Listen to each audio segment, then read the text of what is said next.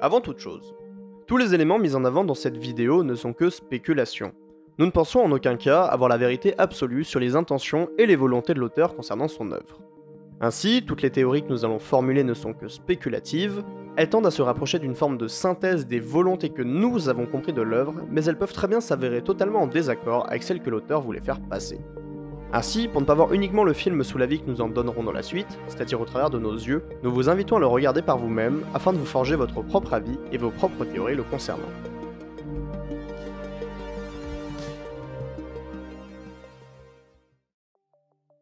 Naboer, thriller psychologique norvégien sorti en 2005 et réalisé par Paul Slayton. Naboer aura bien plus marqué la sphère européenne que nationale. En effet, pour un budget de 15,16 millions de NOK, qui correspond aujourd'hui à 1,7 million de dollars, c'est un film qui ne semble pas avoir trouvé son public au vu de l'accueil critique et pécunier, ne rapportant même pas ce qu'il a coûté, à savoir 1,28 million de dollars à l'époque. Cependant, et c'est assez rare pour le préciser, il s'agit d'un petit film de production étrangère qui a réussi à s'exporter hors de son pays d'origine, offrant donc au public européen et américain dans une certaine mesure la possibilité de le voir. En effet, sobrement renommé Next Door à l'international et Next Door Fantasme Sanglant en France, bien plus vendeur que Naboer, cela permet, malgré une traduction quelque peu approximative, de vendre plus facilement ce film qui ne laissera pas de marbre le public. Cependant, avant de nous pencher plus spécialement sur le cas de Naboer en tant que thriller psychologique, il est important de définir les deux termes de cette appellation. Qu'est-ce qu'un thriller et surtout, qu'est-ce qu'un thriller psychologique? Un thriller est un film ou plus généralement une œuvre de fiction basée sur le suspense. Cependant, beaucoup de films peuvent être à suspense sans pour autant être des thrillers. Il peut notamment s'agir de films portés généralement sur l'action, avec un suspense posé sur l'histoire et son avancement. Ainsi, Mad Max Fury Road est un film à suspense, mais non un thriller. Donc, quelles sont ses caractéristiques? Généralement, les thrillers traitent d'intrigues dans lesquelles un personnage ou un groupe de personnages est impliqué personnellement. Ainsi, durant toute l'avancée de l'histoire, le suspense va augmenter, car nous porterons de plus en plus d'attachement au personnage. Faisant souvent durer l'histoire, cela permettra de rendre la fin plus marquante au travers de révélations amorcées durant le récit. Voici une définition simple du thriller. Maintenant, qu'apporte le terme psychologique à tout cela? Tout simplement une envergure beaucoup plus personnelle et intellectuelle, car ces intrigues ne seront pas portées sur l'action, mais sur les confrontations psychologiques entre les personnages. Ainsi, les plus connus seront Fight Club de David Fincher, sorti en 1999, Whiplash de Damien Chazelle, sorti en 2014, ou encore Shutter Island de Martin Scorsese, datant de 2010. Cependant, le concept étant si étendu par sa définition assez large d'origine, nous sommes en droit de nous demander comment juger un thriller psychologique. En effet, malgré des codes de réalisation et d'écriture, il est possible pour deux films radicalement différents d'être jugés en tant que tels. Donc, il est presque impossible de poser des codes plus stricts et renfermés sur un sujet tel que le thriller psychologique. C'est pourquoi cette appellation ne nous permet pas d'en savoir plus à propos du film qui nous intéresse aujourd'hui, tant sa définition large offre une envergure des possibles absolument fulgurante. Maintenant que les bases sont posées sur le genre du film dont nous allons traiter, intéressons-nous à son histoire. Attention cependant, le film va dans les grandes lignes traiter de sujets durs, tels que les relations toxiques, le féminicide, la folie, la violence, le sexe, le viol ainsi que le meurtre. Ce n'est donc pas un film qui doit être vu par un public sensible. Ainsi, si vous êtes touché par ce genre de sujet ou plus généralement n'êtes pas à l'aise lors du visionnage d'œuvres de fiction parlant de ce genre de sujet, passez votre chemin. Dans la mesure du possible, les extraits graveleux seront évités, mais certains éléments seront essentiels à l'analyse et donc ne pourront pas être évincés.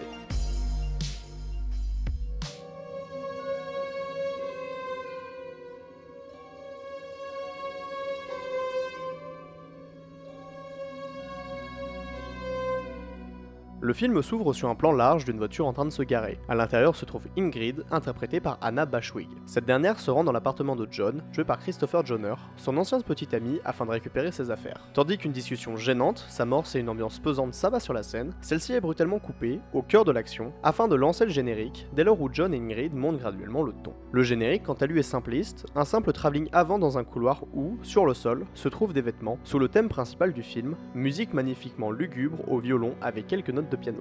Elle permet la transition avec la scène suivante. John se retrouve dans un ascenseur avec un vieil homme et une femme. Le premier descend, laissant donc les deux autres ensemble dans l'ascenseur. John est attiré par des déchirements sur la jupe de la jeune femme. Tous deux finissent par descendre au même étage, et alors qu'un blanc s'abattait dès le début entre les deux, la femme le brise en demandant à John de l'aider à déplacer un meuble. Elle se présente, disant s'appeler Anne, et est interprétée par Cecily Mosley. Un énorme bruit de meubles déplacés se fait entendre dès lors où Anne toque à la porte, avant de rentrer dans son appartement.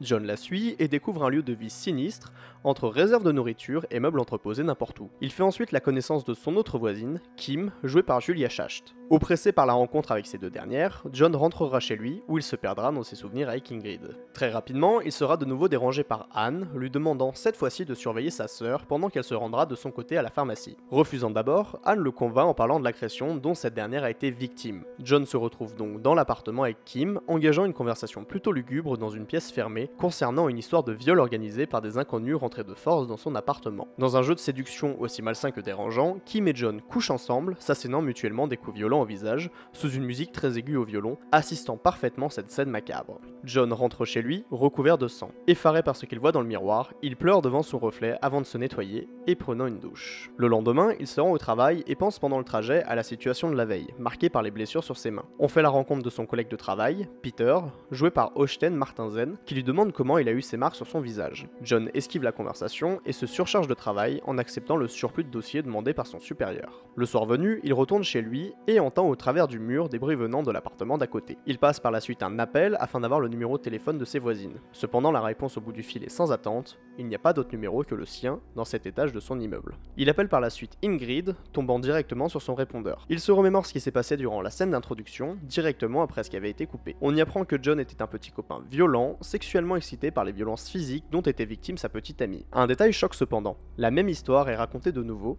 cette fois-ci de la part d'Ingrid, relatant exactement les mêmes éléments dont avait parlé Kim plus tôt. John se rend chez ses voisines et surprend la même conversation qu'il avait vécue avec Kim, leurs places ayant été échangées. Anne se trouve à la place de Kim et un homme se trouve à celle de John. Par la suite, témoin de l'agression d'Anne par cet homme mystérieux, John tente de fuir mais se trouve rapidement bloqué par une porte fermée. Il fait la rencontre de cet homme, Ake, interprété par le terrifiant Michael Nyqvist. Engageant rapidement une conversation concernant Ingrid, John se trouve en réalité en face du nouveau petit ami de cette dernière. Dans un face-à-face d'idées absolument indescriptible et poussé par Anne et Ake, John se retrouve dans son appartement alors qu'il n'avait jamais quitté celui de ses voisines et découvre dans sa chambre le corps sans vie d'Ingrid. Choqué par la découverte, il sort de chez lui et voit, à la place du couloir qui mène habituellement chez ses voisines, un simple mur, que John tente de détruire à l'aide d'un marteau. Peter, son collègue, viendra rendre visite à ce dernier. Toujours en pleine démence, John tente, cette fois depuis son appartement, de détruire le mur mitoyen qu'il a avec ses voisines, avec une hache, mais en vain. Il en trouve finalement la porte à Peter, qui se rend bien compte de son état. On voit enfin la fin de cette confrontation entre Ingrid et John engagée dès le début du film, se finissant par la mort de cette dernière des mains de ce premier. On le retrouve plus tard, prenant dans ses bras le corps sans vie de l'amour de sa vie, alors que la police force la porte de son appartement, le corps de Ake gisant sur le sol de sa salle de bain. En réalité, ses voisines n'étaient qu'une hallucination, part de ses démences suite à la mort d'Ingrid. Le destin de John est donc tout tracé, même s'il ne nous sera pas montré.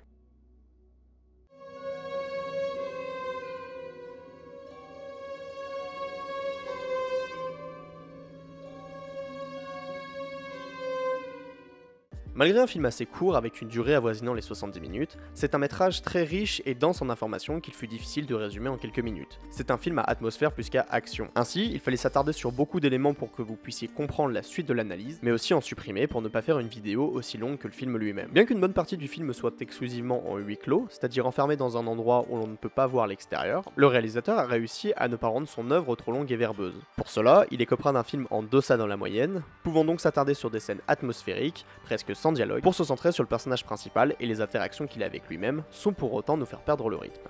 Avec une image relativement simple dans sa couleur et ses cadrages, avec des couleurs désaturées et des teintes vertes omniprésentes et des plans très resserrés sur le personnage principal, le réalisateur parvient à nous oppresser dans un cadre qui nous semble pourtant si naturel. Ainsi, avec une exécution à la fois simple et efficace, nous suivons avec un plaisir sordide l'histoire de notre protagoniste, accompagné par ses voisines, le tout le long d'un fil rouge bien écrit. De plus, la révélation de fin est bien amenée, au travers de nombreux éléments tout du long du récit, sans pour autant nous le dire directement. Ainsi, au premier visionnage, j'ai littéralement été choqué par cette révélation que je n'avais tout simplement pas vu venir. pour cela, les 20 dernières minutes sont un bordel scénaristique absolument indescriptible, perdu dans les hallucinations de John que nous-mêmes ne comprenions pas jusqu'alors. Cependant, l'image ne serait rien sans le son, et c'est au travers de compositions classiques au piano et au violon que le film est rythmé. Simon Boswell a vraiment fait un travail incroyable au niveau de ses compositions, nous immergeant complètement dans l'esprit de notre protagoniste et les incompréhensions qui le tourmentent. Nous avons donc un film qui, dans son fond et dans sa forme, se démarque du reste, sans pour autant révolutionner le monde du cinéma. Un film à petit budget sordide et oppressant, qui vous tiendra en haleine tout du long.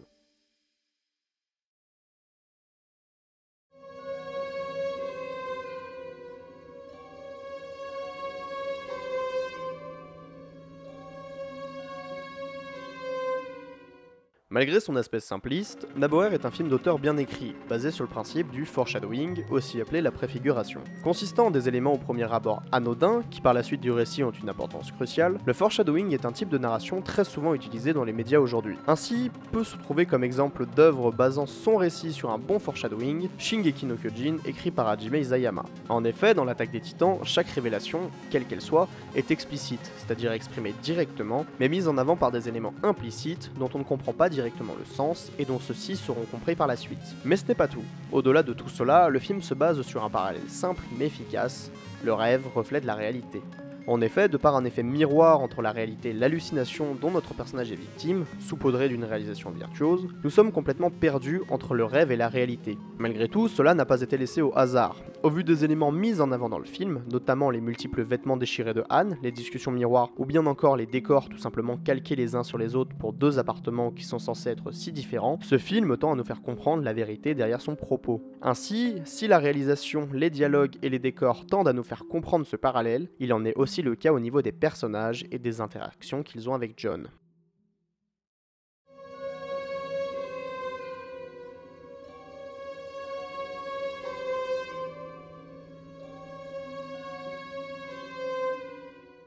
Anne est chronologiquement la première personne rencontrée par John dès sa rupture avec Ingrid. C'est en quelque sorte le chemin qui le mène vers la fiction, inventée de toutes pièces par son esprit. Cependant, il est intéressant de remarquer qu'Anne semble dès le début du film connaître beaucoup de choses concernant John, et notamment sa relation passée avec Ingrid. Elle explique connaître tout cela car elle aurait entendu des conversations au travers du mur mitoyen entre les deux appartements. Anne le dit elle-même.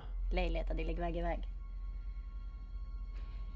Jeg kan ikke unngå å vite hva som skjer der inne. C'est une très belle image pour montrer dès le début qu'Anne a une place bien plus importante qu'on ne pourrait le penser. En effet, suite à la révélation que cette dernière n'est que l'imagination de John, cette phrase fait sens. Le mur représenterait la barrière entre la réalité et la fiction. La première serait donc l'appartement de John, tandis que la deuxième, l'appartement de ses deux voisines. En allant plus loin, on pourrait littéralement dire que le mur physique est une barrière psychologique entre une partie endormie de John, représentée par Anne, Kim et Ake, dont il prend au fur et à mesure conscience, tandis que lui vivrait habituellement dans la partie devant le mur, la réalité. Cependant, que représente réellement Anne? En effet, cette dernière est une hallucination de notre protagoniste, mais pas seulement, c'est aussi une partie de John, une partie de sa personnalité. Mais laquelle? Il est difficile de poser des mots et des explications claires sur ce que nous considérons être Anne. Ainsi, nous allons analyser une simple phrase. Jeg tror ikke folk er forskjellige i det hele tatt. Pour nous, Anne représenterait un être omniscient qui a conscience de tout, qui pourrait rompre la barrière de l'esprit de notre protagoniste. C'est une sorte de voix de la raison qui va tout faire pour que John reprenne conscience de sa réalité. C'est notamment elle, à la fin, qui fera en sorte que John prenne conscience de la réalité de ses actes.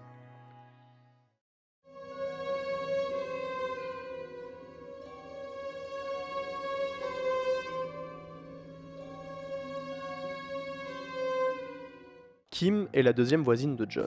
Elle est très rapidement montrée comme une personne masochiste et nymphomane qui n'hésitera pas à pousser notre personnage dans ses derniers retranchements pour obtenir ce qu'elle veut de lui. Cependant, Kim nous permet d'en apprendre plus sur la manière dont John voit les relations amoureuses. En effet, très rapidement, la place de Kim dans le récit sera explicitée par la place qu'elle prend dans la vie de John face à Ingrid. En effet, Kim est en réalité une certaine vision d'Ingrid dans l'esprit de John, une personne qui correspond beaucoup plus à ses critères sexuellement parlant. Le tout nous est montré au travers d'une comparaison simple mais pourtant bien amenée. Kim et Ingrid racontent exactement la même histoire à John. Même si les deux le font dans des contextes différents, la première dans le but de le séduire et la deuxième afin de le détruire de l'intérieur, l'histoire est exactement la même. Ainsi, on peut se dire que Kim n'est autre qu'une vision fantasmée d'Ingrid, avec laquelle John pourrait exprimer librement ce qu'il ressent, au point d'aller jusque dans la violence physique. On le remarque notamment lorsque, de retour dans l'appartement après que les deux aient couché ensemble, John et Kim parlent de ce qui s'est passé la veille. Cette dernière, dans ses propos, en veut à John. Elle lui reproche d'être allé aussi loin, d'être allé jusqu'à la frapper.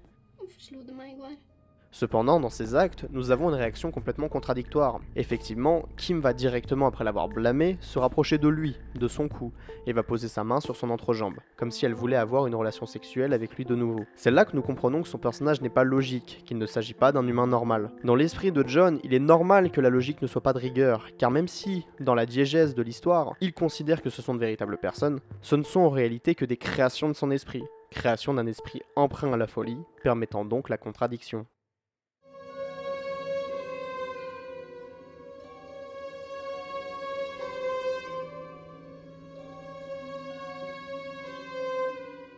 La place de Hake dans le récit est aussi ambiguë que claire. En effet, bien que l'image soit intéressante en soi, celle de prendre le nouveau petit ami d'Ingrid en tant qu'image dans l'esprit de John pour représenter une partie de lui semble malgré tout assez tirée par les cheveux. Cependant, que représente Hake? Eh bien tout simplement la violence exacerbée de John. Effectivement, notre protagoniste et Hake sont littéralement placés en miroir de l'un et de l'autre, dans une scène qui ne change que par la présence du deuxième dans la seconde itération de cette dernière. En gros, Hake est John lorsqu'il laisse part à ses pulsions. Cependant, John a littéralement peur de Hake. On le voit. Pour nous, cela n'est pas dû à une expression de son esprit, mais tout simplement à la peur du véritable Hake, le vrai petit ami d'Ingrid. En effet, John ne fait techniquement pas la différence entre la réalité et la fiction, ce qui le pousse à avoir peur de cette figure alors qu'il est en pleine hallucination, et que le contexte est bien trop extrême pour mettre en scène le vrai Hake. Et puis, même si le spectateur sait à la fin que Hake est mort, ce n'est pas le cas de John.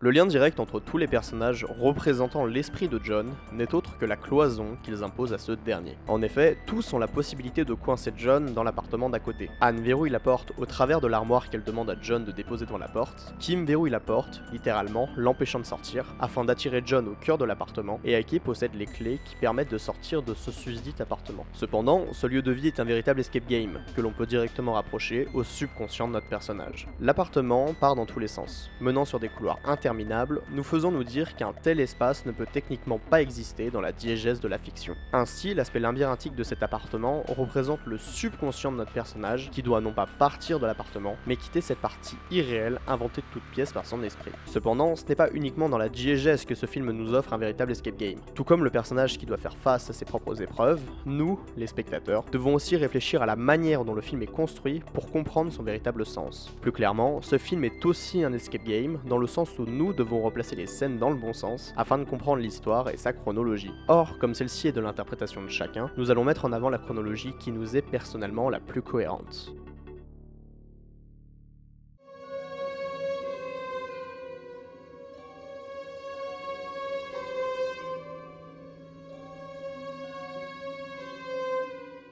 Dans cette théorie de continuité, nous prenons le film dans son sens le plus probable et surtout logique possible. Grossièrement, nous suivons ce dernier sans vraiment nous poser de questions sur sa continuité, nous nous contentons de recoller les scènes qui ont du sens ensemble. Ainsi, l'histoire diégétique commence par Ingrid qui souhaite récupérer ses affaires chez John. Le ton monte assez vite jusqu'au moment où, atteignant sa limite, John tue la femme qu'il aime. Par spéculation avec ce que nous montre la fin, nous supposons que John prend le corps sans vie de cette dernière, puis le dépose dans son lit. Il irait par la suite prendre une douche. Ici, nous allons jouer sur la continuité d'une scène avec une autre. Plus loin dans le film, après avoir eu une relation sexuelle violente avec Kim, sa voisine, John se rend pour le spectateur dans sa salle de bain afin de se nettoyer. Cependant, comme Kim est une partie de son imagination, se rapportant à un fantasme d'Ingrid, nous pensons que cette scène a été placée ici pour faire croire au public en l'existence de ses voisines, tandis que la vérité diégétique est tout autre.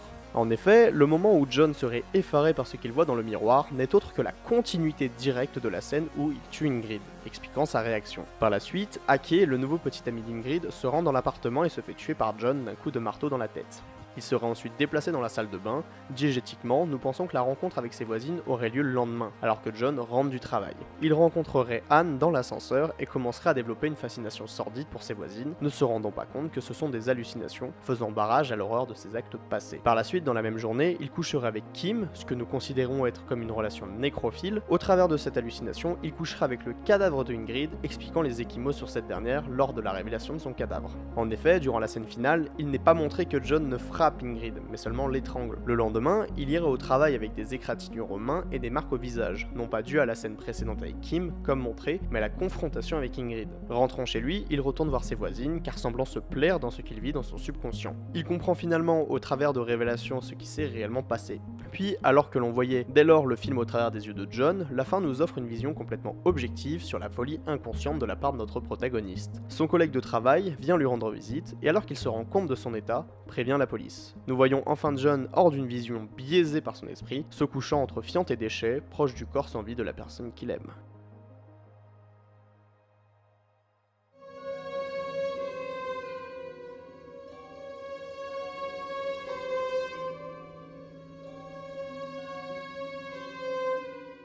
Nous sommes beaucoup intéressés, indirectement, à la personnalité de notre protagoniste, en analysant les personnages issus de son imagination comme part de lui-même. Cependant, qui est John ?